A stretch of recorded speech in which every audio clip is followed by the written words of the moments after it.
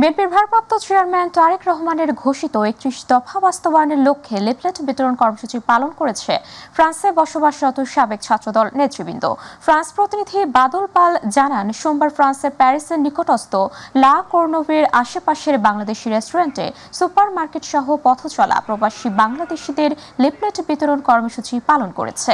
বিয়ানীবাজার পৌর ছাত্রদলের সাবেক সাধারণ সম্পাদক রফিকুল হক রাসেল ও সিলেট জেলা ছাত্রদলের সাবেক ভাইস প্রেসিডেন্ট শেখ নুরুল ইসলামের নেতৃত্বে পথচারীদের হাতে লিফলেট বিতরণ করা হয়। লিফলেট বিতরণ শেষে দেশ গঠনে দলীয় ৩১ দফার গুরুত্ব তুলে ধরে বক্তব্য রাখেন আব্দুল ওয়াহাব কাইয়ুম, কামরুল হাসান, শিব্বির আহমেদ, শরীফ আহমেদ, এমডি কফিল, আশিকুজ্জামান আশিক, সোয়েব আহমদ, মাসুম আহমেদ, কামরান আহমেদ সহ প্রমুখ।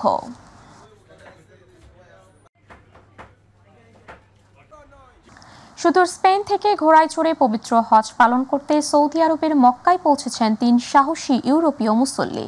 মক্কা থেকে প্রতিনিধি এম সাইফুল ইসলাম জানান, ৩ জন স্প্যানিশ নাগরিক আব্দুল্লাহ হার্নান্দেজ হারকাসি ও তারিক রদ্রিগেজ প্রায় ৮,০০০ কিলোমিটার দীর্ঘ এই হজ যাত্রায় ৩.৫ মাসের অধিক সময় ধরে মরুভূমি, পাহাড় আর বিভিন্ন দেশের সীমান্ত পাড়ি দিয়ে পবিত্র মক্কায় পৌঁছেন।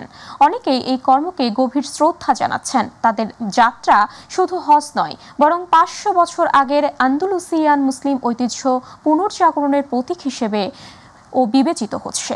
সৌদি হজ কর্তৃপক্ষ জানিয়েছেন, বিমান, নৌপথ বা এমনকি ঘোড়ায় করেই হোক, প্রত্যেক হাজির জন্যই সর্বোচ্চ সেবা নিশ্চিত করা হবে।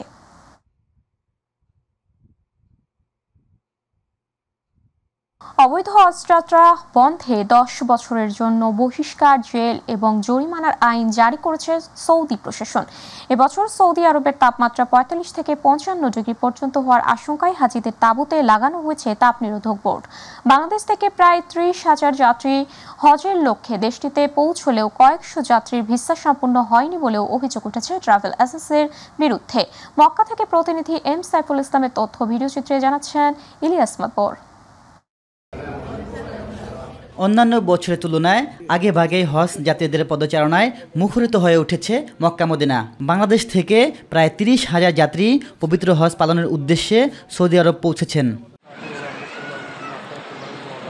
মুসলমানরা যেন নির্বিঘ্নে হজ পালন করতে পারে, তাই অবৈধ হজ পালনকারীদের ১০ বছরের জন্য সৌদি আরব থেকে বহিষ্কার, জেল, জরিমানার আইন করেছে সৌদি প্রশাসন।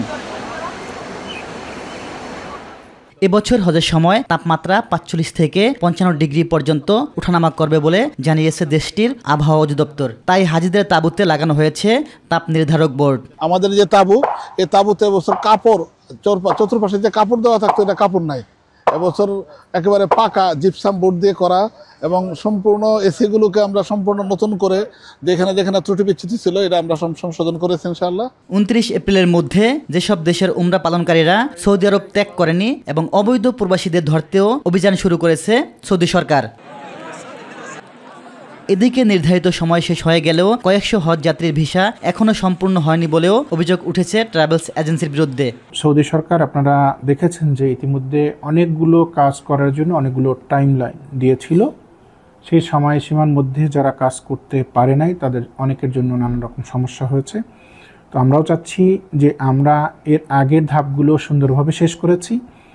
এই ভিসা প্রক্রিয়াকরণ কাজটাও আমরা নির্ধারিত সময়ের মধ্যে বাংলাদেশের সকল হজযাত্রীদের যাতে আমরা হজে আগমন নিশ্চিত করতে পারি, সেই জন্য আমরা গতকালকেও সভা করেছি, আজকেও করেছি, প্রয়োজন কালকে আবার করব।